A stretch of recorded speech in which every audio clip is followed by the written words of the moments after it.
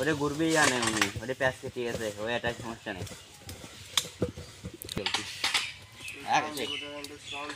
আমি মারিয়ে দিছি বেলেট কিনা টাকা।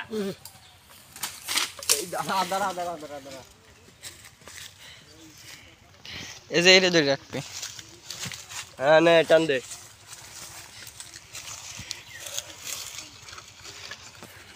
টান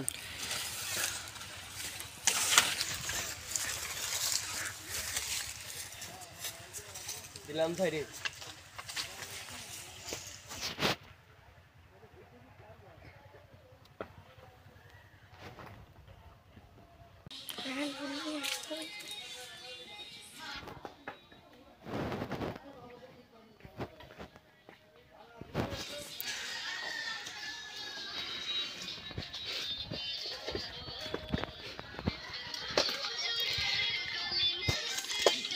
মাহফিলে আসে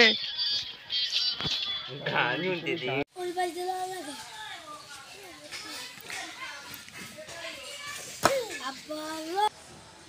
এইবার নবীজি বলল, সাহাবারা তোলে আগুন থামিয়ে দাও।